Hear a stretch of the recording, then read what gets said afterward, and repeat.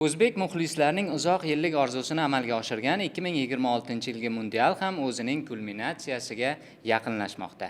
Biz nihoyat chempionlik uchun yaqqol favorit bo'lgan jamoalar bahsini tomosha qilamiz. Bugun 14 dan 15-ga o'tar kechasi tungi 12 dan boshlab Fransiya hamda Ispaniya milliy jamoalari o'rtasida murosasiz kechishi taxmin qilingan o'yinni ko'ramiz. Bu bahs afishasining o'ziyoq dahshat. Mbappe Yamalga qarshi. So'nggi 2 mundial finalchisi bo'lgan faranglar so'nggi o'zaro 2 o'yinda o'zlari yenga olmagan ispanlarga qarshi maydonda saf tortadi. Garchi fransuzlarni ko'pchilik favorit hisoblayotgan bo'lsa-da, bu jahon chempionatida ularni to'xtatishi mumkin bo'lgan yagona kuch Qizil Furiyadek ko'rinmoqda.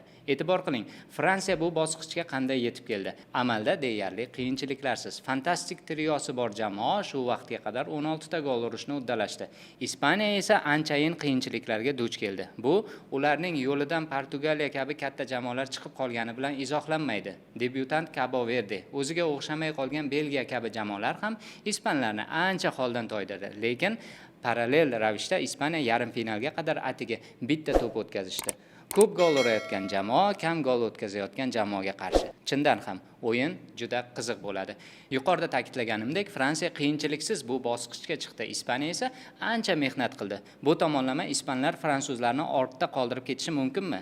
Mutaxassislarga ishonsak, ha, chunki iroda Yamal va jamoadoshlarida yaxshiroq shakllanib keldi. Aynan shu musobaqada. Boz ustiga Merino degan bir o'yinchi borki, so'nggi daqiqalar kushandasiga aylanib qoldi. Yana bir qiziq fakt. Ispaniya bu mundialga Yevropa chempioni sifatida keldi. Xuddi 2010-yilda bo'lgani kabi.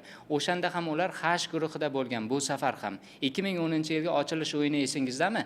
Ravshan Ermatov boshqargan edi. O'shanda Janubiy Afrika Respublikasi Meksika bilan o'ynagan. Bu safar ham mundialni Meksika Janubiy Afrika Respublikasi o'yini ochib berdi. Jose Mourinho yaqinda Real Madrid klubi bilan shartnoma imzolaganini eshitgandirsiz. Bu voqea 2010-yilda ham bo'lgan.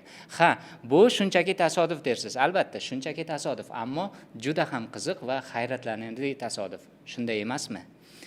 Kecha ikkala jamoa murabbiylari ishtirokida matbuot anjumani bo'lib o'tdi. Har ikki murabbiy bir-biriga hurmat saqlagan holda ortiqcha his-hayajonsiz savollarga javob berishdi. Desham Ispaniyani favorit deb atadi. Men bu gapni ularga bosim yuklash uchun aytmayapman. Ular ko'p gol urishdi va atiga bitta gol o'tkazishdi. Shunday ekan, ular favorit, dedi Fransiya bosh murabbiyi. De La Fuente esa hozirgi Fransiya 2025-yilgisidan kuchliroq ekanligini ta'kidladi. Shuningdek, u Fransiyaning qarshi hujumidan ehtiyot bo'lish kerakligini aytib o'tgan. Matbuot anjumanida ishtirok etgan Lamin Yamal esa tomoshabinlarga zavq olishlarini tiladi.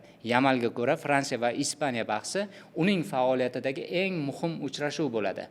Ha, futbolchilar ham tushunib turishibdi. Yarim finalning ilk o'yini bo'lajak finaldan ham ko'ra qiyinroq va hal qiluvchi bo'ladi. Siz kimga muxlislik qilasiz? Taxminlaringiz qanday? Izohlarda bu haqida albatta yozib keting.